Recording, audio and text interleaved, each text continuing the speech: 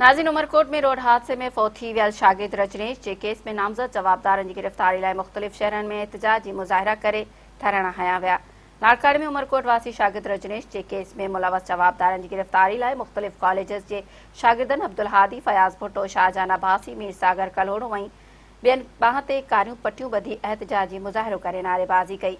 नवकोट में शागिर्द रजनेश कुमार माली जे केस में नामज़द जवाबदार पीपी अॻवान पौंजूमल भील के गिरफ़्तार न करण ख़िलाफ़ माली बिरादरी, तहरीक इंसाफ, अवामी तहरीक, क़ौमी अवामी तहरीक, यंग मेघवाड़ इत्तेहाद, वापारी इत्तेहाद ऐं सिविल सोसाइटी पारां सईद ख़ान चांडियो, अयाज़ खोसो, ज़ाहिद ॻोल्होठो, मुमताज़ खोसो ऐं ॿियनि जी अॻवानी में रैली कढी वई।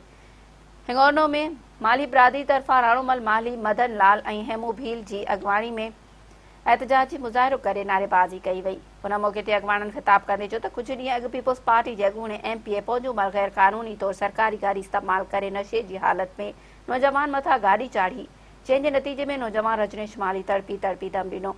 हुननि चयो त पौंजूमल नौजवाननि खे तशदुद जो निशानो बणाए पिस्तौल ताणे फ़रार थी वियो। वाक़िए जो केस दाख़िल हुअण बावजूदि उमरकोट पुलिस पौंजूमल खे गिरफ़्तार न करे सघी आहे।